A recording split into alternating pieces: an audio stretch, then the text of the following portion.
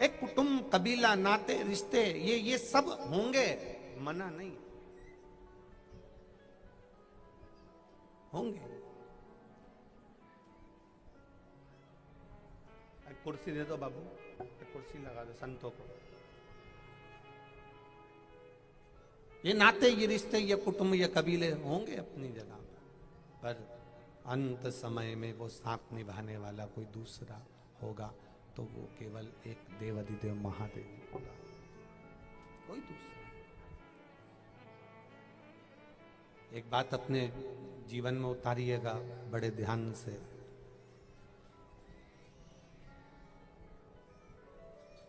ताला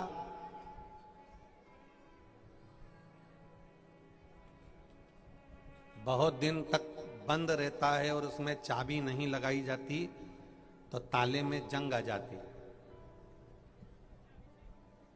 ए देपालपुर की जीजियों, सही है कि गलत है? ताला बहुत दिन तक मत खोलिए, चाबी मत लगाइए तो ताले में जंग आ जाती है। हवा पानी लग जाता है, ताले में जंग आ गई, ताले में जंग लग गई। 4 साल बाद तुम ताला खोल रहे हो और उसमें चाबी लगा रहे, चाबी तुम्हारे पास में है, उसी की चाबी हो, चाबी है तुम्हारे पास में। ऐसा नहीं कि चाबी नहीं, चाबी है।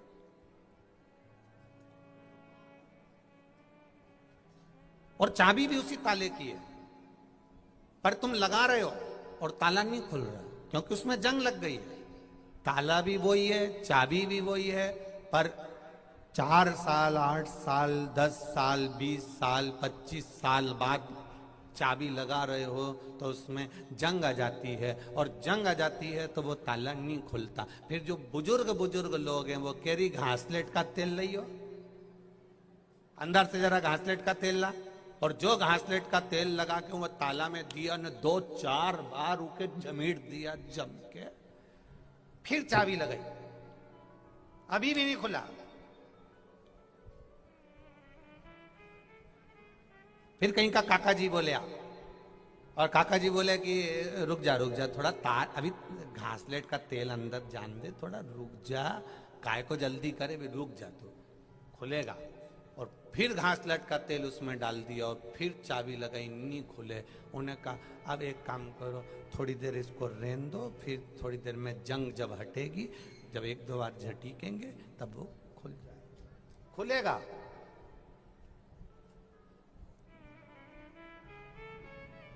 फिर उसको कम से कम 2-4 घंटे, 8 घंटे वो घासलेट के तेल में, वो तेल में उसको डाला जाता है, फिर वो धीरे धीरे उसमें चाबी लगाई जाती है, उसको खोलने का प्रयास किया जाता है, खोलने का फिर प्रयास कर।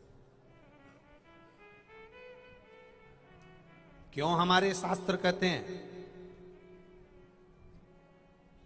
कई लोग कहते हैं गुरुजी आप कहते हो बच्चे को मंदिर तक पहुंचाओ, क्यों? शिव महापुराण की कथा कह रही है ताला बहुत दिन तक नहीं खुलेगा तो जंग लग जाएगी। काम, लोभ, आसक्ति, वासना, तृष्णा, ये सब इस शरीर में अगर लग गई तो फिर भक्ति की चाबी कितनी भी घुमाना, आप कितना भी घर के छोरा छोरी से कहना कथा में चल, लोग कहेंगे तो ढोंग प्रपंच है, छल है, ऐसा है वैसा है, दुनिया के लोग ज्ञान देना चालू कर देंगे। क्यों? क्योंकि इनके भीतर काम आ गया, लोभ आ गया, आसक्ति आ गई, वासना आ गया, तृष्णा आ गया। ताले को रोज खोलते रहोगे तो उसमें जंग नहीं आएगी और वो चाबी लगेगी, 1 सेकंड में ताला खुल जाएगा। उसी तरह चाहे बचपन हो, जवानी हो, अधेड़ी हो, बुढ़ापा हो, भगवान की कथा में जाते रहोगे, परमात्मा मिलता रहेगा। परमात्मा को मिलने में देरी नहीं लगती। जंग मत आने देना इस मन में। अहंकार की जब जंग लग जाती है, व्यक्ति बहुत पड़ गया, पढ़ने के बाद सोचता है कि अब मैं काय को कथा में जाऊं, मैं काय मंदिर जाऊं, और पढ़ा लिखा व्यक्ति ये सोचे कि मैं मंदिर में क्यों जाऊं, मैं भगवान के भजन में क्यों जाऊं। ये जंग बहुत मुश्किल से हटती है। फिर आप कहेंगे बच्चों को थोड़ा भजन कर लिया कर, 2 अगरबत्ती भगवान को लगा लिया कर। पढ़ा लिखा छोरा कहता है ये ढोंग वोंग करना मेरे को नहीं आता, अगरबत्ती मगरबत्ती लगाना। जंग लग गई। छोरी से कहो मंदिर चली जा, शंकर जी का एक लोटा जल चढ़ाया, मम्मी मेरे को फालतू की बात मत बोला करो। मोबाइल चलाने का कह दो तो 2 घंटा चला लेगी, पर सत्संग में जाने का कह दो तो मन नहीं लगे, क्योंकि जंग लग गई। काम की, अहंकार की, लोभ की, वासना की, तृष्णा की, आसक्ति की जंग लग गई। और जब ताले में जंग लग जाती है तो चाबी कितनी भी घुमाओ ताला खुलता ही नहीं है। घर के लोग कितना ही प्रयास करें, बच्चे मंदिर चले जाएं, नहीं जाएंगे क्योंकि जंग लग गई। बेटा बेटी मंदिर चले जाएं, नहीं जाएंगे क्योंकि जंग लग गई। इसलिए शिव पुराण की कथा कहती है, छोटे छोटे बच्चों को जंग मत लगने देना दुनिया की, इन बच्चों को मंदिर तक भेजते रहना। जंग नहीं लगेगी तो परमात्मा मिल जाएगा। सेवा में तल्लीन रहे। काम, लोभ, आसक्ति, वासना, तृष्णा की जंग ना लगे आपके बच्चों।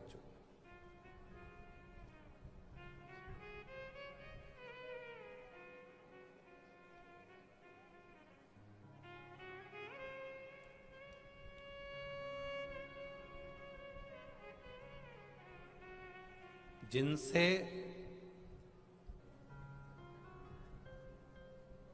थोड़ा व्यासपीठ से कहेंगे ना तो अब बुरा लग सकता है और कल छप भी सकता है कि महाराज जी व्यासपीठ से ऐसा बोल दिए।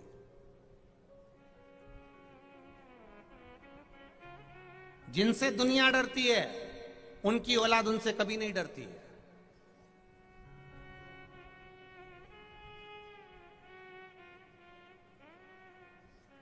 बोल दूं क्या? पक्का? तुम संभाल लोगे ना? बस तो पुलिस, पंडित और शिक्षक, इनकी औलाद इनकी कभी नहीं सुनती है।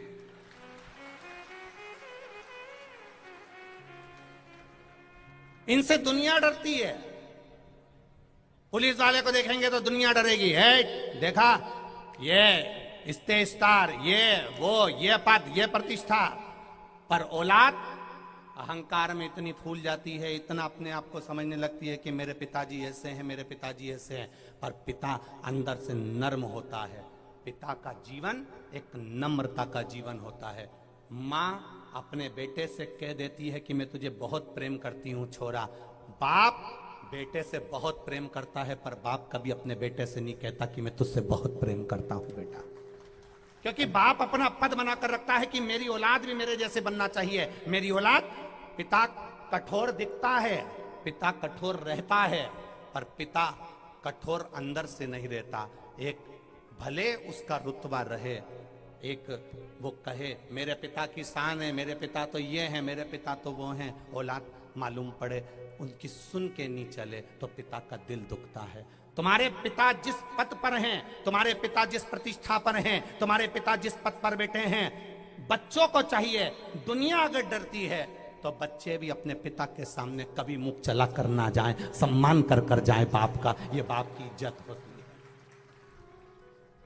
है। एक विद्वान, संत, साधु, ब्राह्मण, पंडित बहुत कथा कहेंगे, प्रवचन कहेंगे, संत कहेंगे, साधु कहेंगे, सन्यासी कहेंगे, तपस्वी खूब बोलेंगे। सारा गांव का लोग उनको पूजेगा, उनका मान करेगा, सम्मान करेगा, आदर करेगा, सत्कार करेगा। पर वो औलाद, समझ गए, पिताजी कहे वो कहे इधर, वो जाए उधर। और एक शिक्षक, सारे स्कूल के बच्चे डरेंगे, सारे स्कूल के बच्चों को वो डरा देता है, पर घर की औलाद उससे विपरीत चलती है।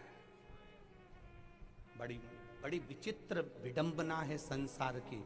बाप पूरी जिंदगी लगा देता है अपनी औलाद की जिंदगी बनाने में, और माता पिता पूरी लाइफ बच्चों की जिंदगी बनाने में निकाल देते हैं। और बच्चे मोबाइल के स्टेटस पर डालते हैं my wife my life, status पे लगा रहे हैं। जिस माता पिता ने पूरी जिंदगी निकाल दी तुम्हें बनाने में, जिस माता पिता ने पूरी लाइफ निकाल दी तुम्हारी जिंदगी बनाने में, और माता पिता पूरी जीवन, एक बाप बेटों की जिंदगी बनाने में, बच्चों की जिंदगी बनाने में पिता का पूरा जीवन निकल जाता है साहब, पूरा जीवन।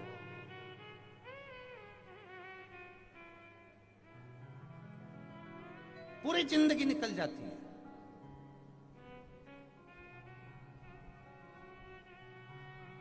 कोई कह रहा था, गुरुजी गवर्नमेंट की नौकरी बहुत अच्छी होती है। एक प्राइवेट नौकरी करने वाला कहता है गवर्नमेंट की नौकरी अच्छी होती है, गवर्नमेंट की नौकरी करने वाला होता है प्राइवेट की नौकरी अच्छी होती है। एक नौकरी करने वाला कहता है धंधा करने वाला अच्छा होता है, धंधा करने वाला सोचता है कि नौकरी वाला अच्छा होता है। सब में एक दूसरे में हम सुख देख रहे हैं, पर भीतर एक पिता का दिल छुपा होता है। उस पिता से पूछा जाए कि वो दिन भर चौकीदारी करता है, दिन भर नौकरी में लगा रहता है, दिन भर मेहनत करता है अपने बच्चों की जिंदगी बनाने के लिए। चाहे किसी भी नौकरी में पिता हो, चाहे किसी भी जगह पिता हो, वो अपनी पूरी मेहनत करता है कि मेरा बेटा मेरे जैसा नाम रोशन करे। और मालूम पड़े पिता नौकरी में लगा है और बेटा कहीं मदिरा पान में, कहीं वेश्यावृत्ति में, कहीं जुए में, कहीं दोस्तों के साथ गलत व्यसन में जब डूब जाता है तो बाप की भी आंख में आंसू आ जाते हैं कि मैंने तो सोचा था मेरा बेटा मेरा नाम रोशन करेगा, और मेरे हृदय को ठेस पहुंचा दिया। मेरे नवयुवक बेटा बेटियों से निवेदन है, मेरे नवयुवक बेटों से निवेदन है, तुम्हारे पिता की इज्जत अगर तुम्हारे मोहल्ले के लोग करते हैं, तुम्हारे पिता की इज्जत तुम्हारे गांव के लोग करते हैं, तुम्हारे पिता की इज्जत तुम्हारे परिवार के लोग करते हैं, तो मेरा बेटे से निवेदन है, उन बेटों से निवेदन है, उन बेटियों से निवेदन है, तुम्हारे पिता की इज्जत मोहल्ले वाले करें, गांव वाले करें, नगर वाले करें, शहर वाले करें, समाज वाले करें, तो मेरे बेटा और बेटियों से निवेदन है उस पिता से कभी मुंह मत चलाना, तो तुम्हारी इज्जत परमात्मा भी करेगा। उस पिता से कभी मुंह मत चलाना जिसकी इज्जत सब कर रहे हैं।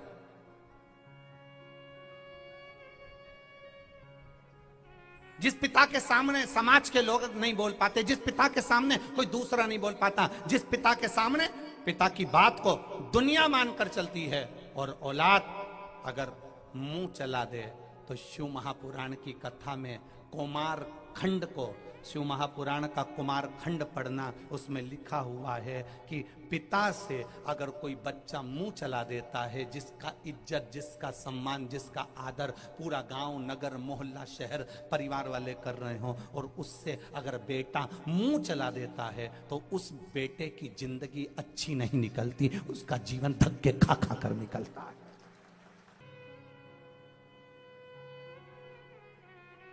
पिता से मुख नहीं चला है। तुम्हारे पिता का इतना आदर है, तुम्हारे पिता का इतना मान है, तुम्हारे पिता की इतनी सत्कार है, तुम्हारे पिता को दुनिया के लोग पूछते हैं, और तुम पिताजी से कह रहे हो तुम्हें क्या मालूम, तुम्हें क्या अकल है, तुम तो जानते ही नहीं हो, तुम्हें तो बुद्धि ही नहीं है, तुम पिता से कह रहे हो। थोड़ा सा पानी लिया और नर्मदा जी का चुल्लू भर, और उसमें, समझ गए क्या? वैसे तो देपालपुर के लोग बहुत समझदार है रे, बोलने की जरूरत है, इतना मुंह चलाना श्रेष्ठ नहीं। जिस पिता का आदर,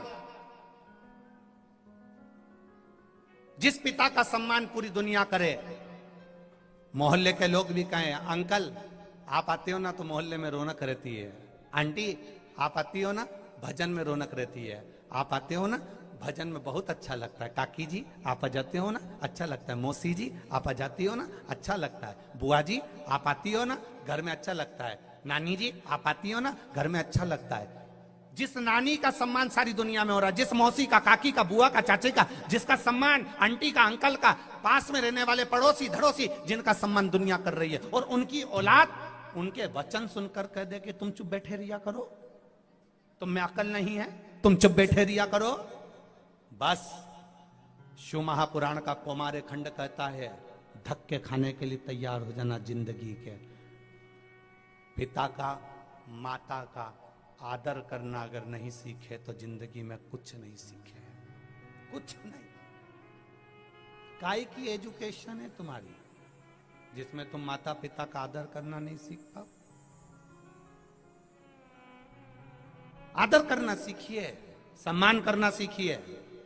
एक शिक्षक अपनी पूरी जिंदगी निकाल देता है बच्चों की जिंदगी बनाने में।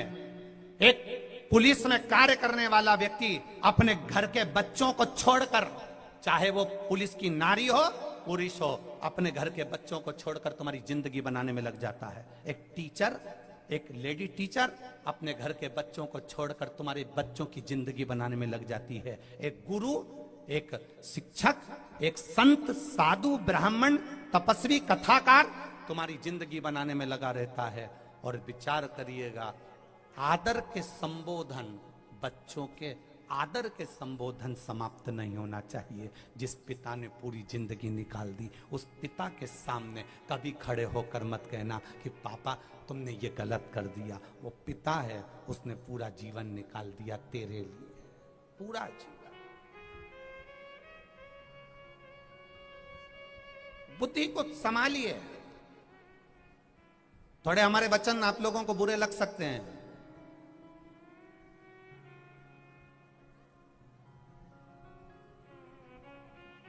जो अपने पिता से मुंह चलाता है एक दिन वो भी तो पिता बनता है।